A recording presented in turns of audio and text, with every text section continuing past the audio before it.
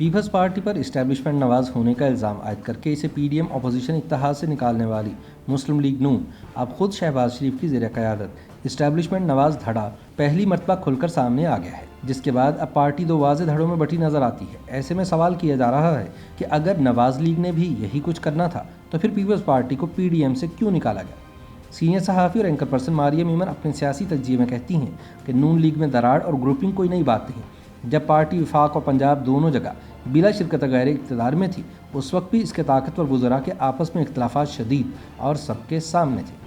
پھر شہباز شریف اور نواز شریف کی سوچ کا فرق بھی واضح رہا ہے، خصوصاً پیناما کیس اور اس کے بعد کے حالات میں بھی شہباز شریف کا رویہ محتاط ہی رہا ہے۔ یہ مختلف الخیالی کئی وجہ سے قصداً بھی تھی اور نون لیگ کو اس کا فائدہ ہی ہوا ہے۔ نواز لیگ میں ہر طبقہ فکر کی نمائندگی بھی رہی اور اسٹیبلشمنٹ کے حوالے سے لچک اور سختی دونوں کو حسب موقع استعمال میں لایا گیا۔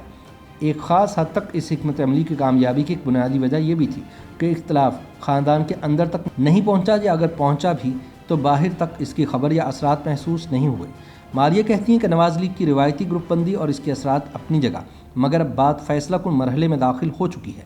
شاہد خاقان عباسی پارٹی صدر شہباز شریف پر اعتراض کرتے نظر آتے ہیں اور رانا تنویر حسین جیسے سینئر پارلیمانی لیڈر عباسی پر کھلے عام تنقید کر رہے ہیں۔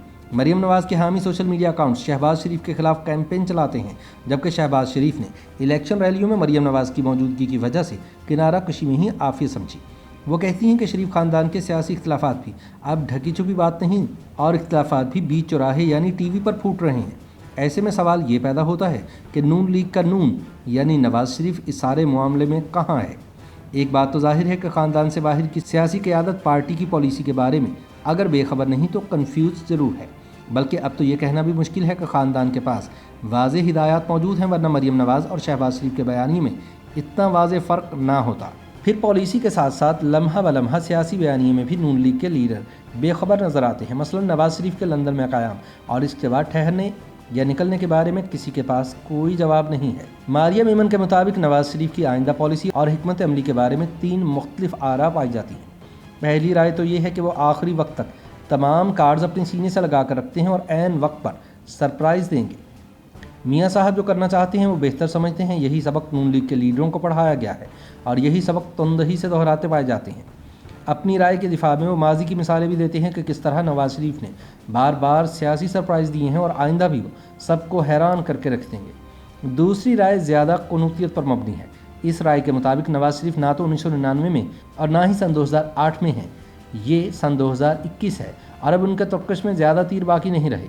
اس مفروضے کے مطابق وہ اپنی بیٹی مریم کے بیانیے کے ہی طرفدار ہیں، مگر اپنی پارٹی اور الیکٹیبلز کو اس پر مجبور یا مطمئن نہیں کر رہے، جس کا نتیجہ یہ ہے کہ پارٹی ڈسپلن کی دراڑیں اب کھل کر عیاں ہو چکی ہیں۔ تیسری رائے یا تیسرا آپشن ڈیل کی تھیوری ہے۔ اس کے مطابق نواز شریف کے ساتھ ایک ٹائم لائن مقرر ہے جس کے مطابق وہ واپس آئیں گے اور اس وقت تک نون لیگ کی ہلکی پھلکی موسیقی چلتی رہے گی۔ جو ہی نواز شریف واپس آئیں گے یا اپنی واپسی کا اعلان کریں گے تو تمام پارٹی کا اعتماد بحال ہوگا، اختلافات پس پش رہ جائیں گے اور پارٹی پھر متحد ہو کر انتخابی میدان میں اتر جائے گی۔ ان تینوں آپشنز میں سے ہٹ کر جو اختلافات اب دیکھے گئے ہیں اس کی ماضی میں مثال نہیں ملتی۔ پارٹی میں بھی ایک تھکاوٹ اور بے سمتی عیاں ہے۔ یہ پی ٹی آئی کے لیے خوشکن خبر ہے جو کافی عرصے سے نون اور شین کی گردان کر رہے ہیں۔ اب ایک طرف پی ٹی آئی سیاسی طور پر اپنے قدم مضبوطی سے جما رہی ہے اور دوسری طرف نون لیگ کا بیانیہ تو بوجھل تھا ہی۔ اب اس بیانیے کو پیش کرنے والی آوازیں بھی ایک دوسرے کی ہاں میں ہاں ملانے کی بجائے ایک دوسرے کی نفی کر رہی ہیں۔ مریم ایمن کے مطابق یہی وہ قیادت کا بحران ہے جس کا مسلم لیگ نون کو اب سامنا ہے۔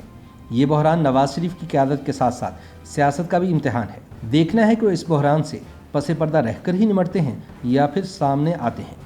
یہ بات مگر طے ہے کہ معاملات اب فیصلہ کن موڑ پر پہنچ چکے ہیں اور اگلے کچھ مہینے اس کا تعین کریں گے۔